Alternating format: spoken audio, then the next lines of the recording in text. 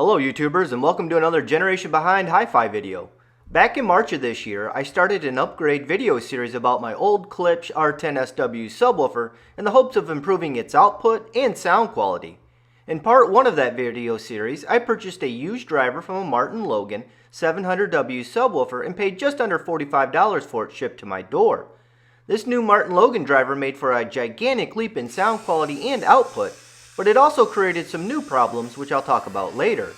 And if you also remember during the SPL test from part 2, I didn't realize I was using the wrong frequency weighting scheme on my SPL meter, which gave an artificially low output value. Now that I'm armed with the Dayton Audio DATS V3 and have my SPL meter configured for the correct frequency weighting scheme, I'm hoping I can resolve my issues as well as get a more accurate SPL test. So let's get started.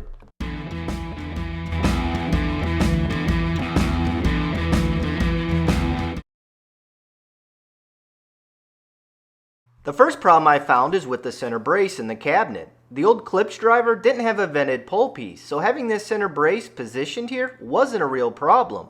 But now that I have a much beefier driver with a vented pull piece, I now need to modify this center brace so the airflow isn't obstructed with the new driver. I'm hoping this should be an easy fix with the Dremel tool. As you can see in the video, I used a Sharpie to mark the area of the center brace that I need to cut out. Here I'm using a Dremel-like tool with a sanding disc to remove the material from the center brace.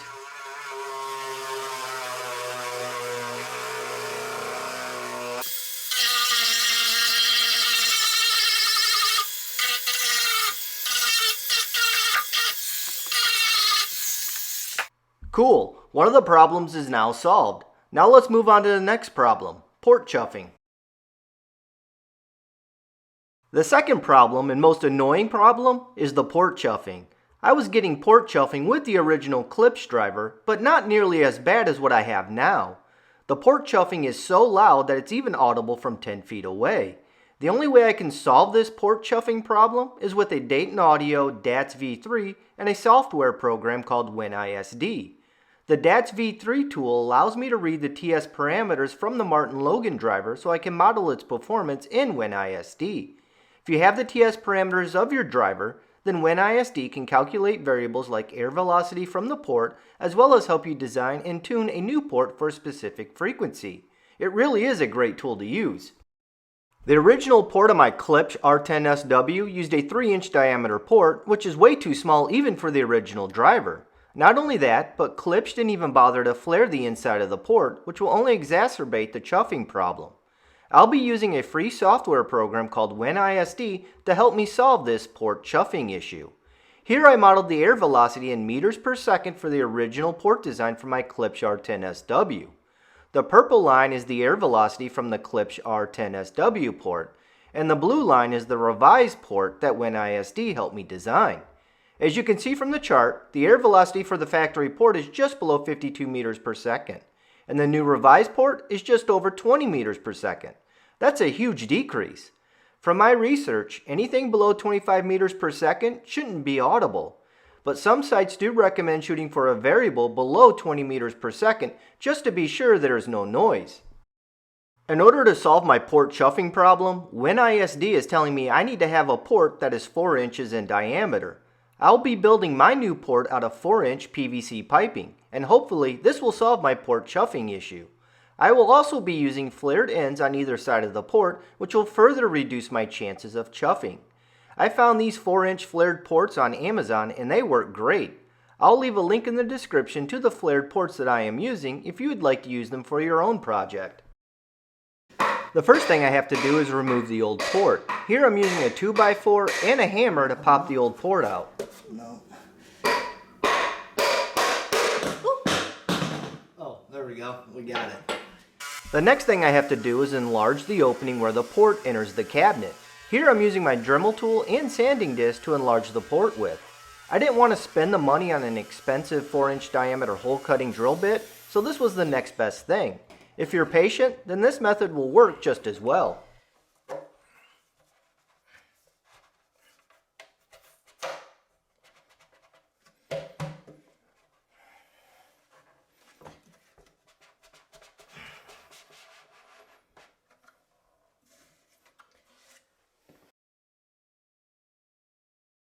Another annoying problem that I have with this subwoofer is whenever a good bass scene is played, I get terrible rattling noises from objects in my room.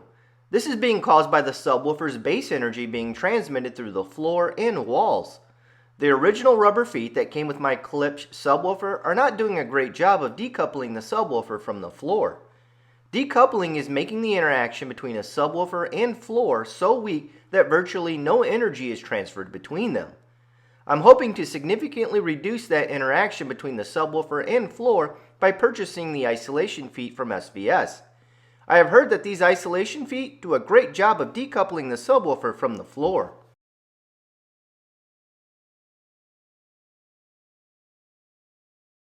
So now I'm ready to start dialing in the port tuning. This is my test bench. I mean, it's the best that I could come up with just now. But right now, what I've done is I've modeled everything in WinISD. Oh, let me pop that up.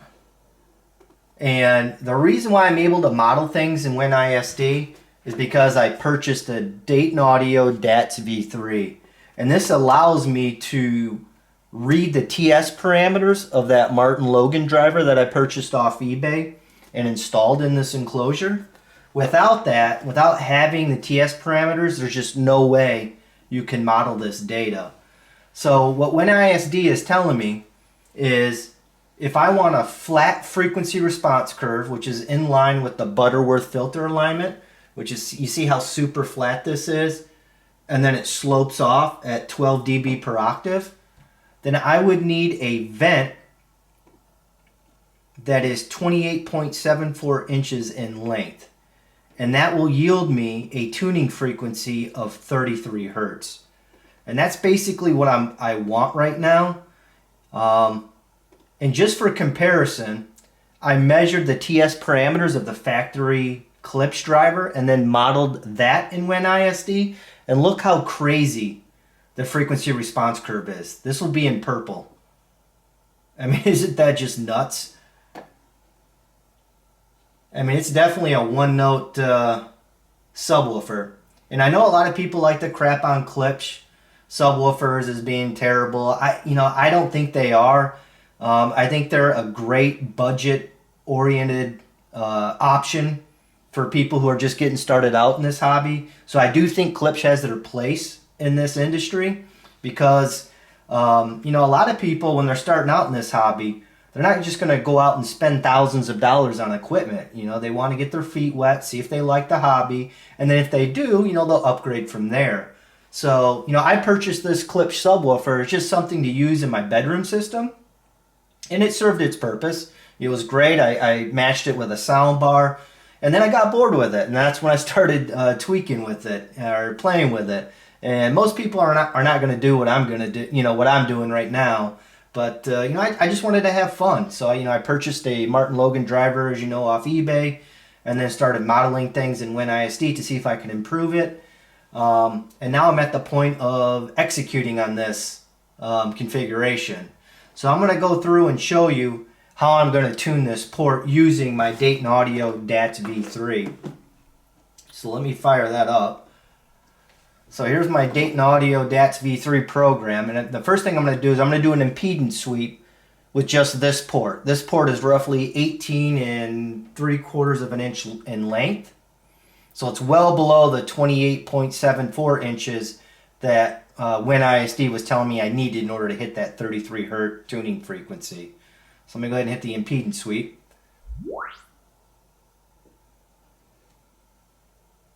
And the tuning frequency is actually right between these two humps, so it's the lowest point. And it's telling me I'm at 39.03 hertz. So we're way off. So I'm going to add this other piece of tubing, and it's going to extend the length even further. And then I'm going to add on my end cap here, which should put me, there we go. This configuration now is roughly 29, maybe just a tad over 29 inches in length. And watch how this chart shifts to the left.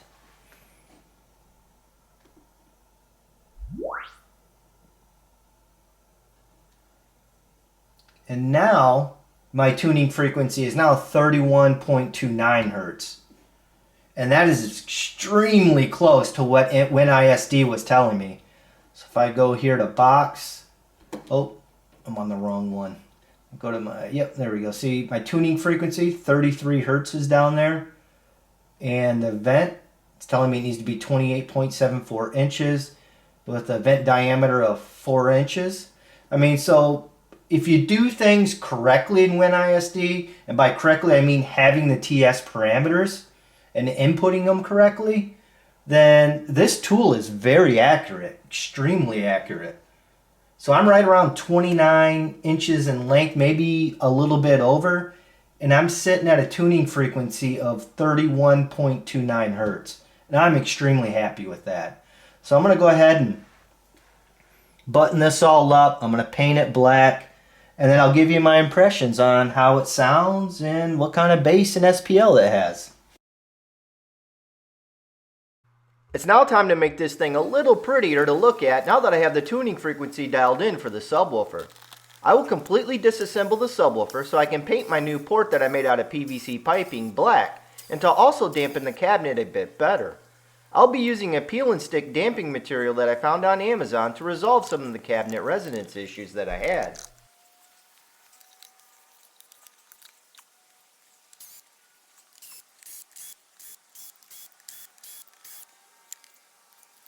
Here I'm measuring the inside of the cabinet so I can install the peel and stick damping material to the inside walls. This stuff is very pliable and easy to work with since it's made out of butyl rubber. I was able to get a 10 pack of 14.5 by 10 inch sheets for around $27 on Amazon. It is a bit time consuming to install, but it will be well worth it to combat cabinet resonances.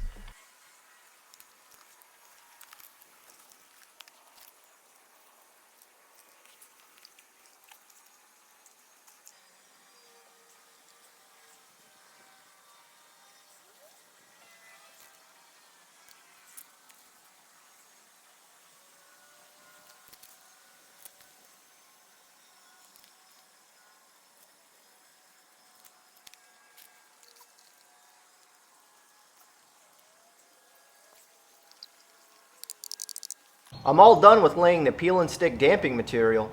The only thing left to do is install the polyfill on the side walls, which I'll do after the new port is installed. Before I can paint the PVC piping, I need to rough up the finish with sandpaper so the paint will stick to the material.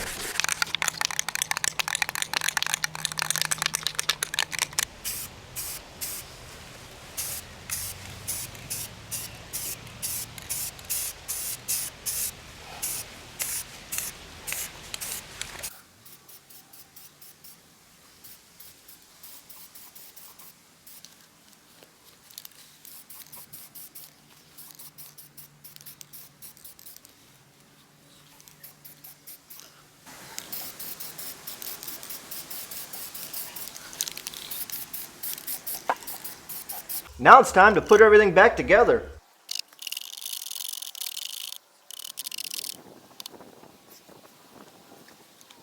I also applied some peel and stick damping material to the port that goes inside the cabinet. This should reduce my chances of receiving any unwanted resonances from the port.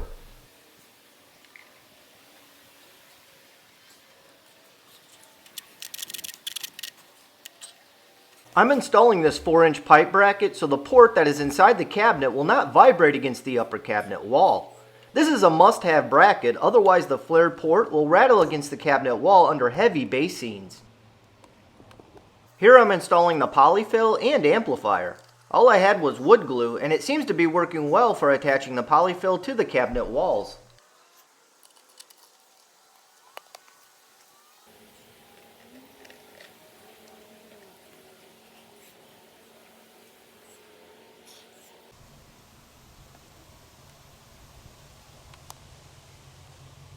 It's very important that I don't get any air leaks around the subwoofer driver and rear port.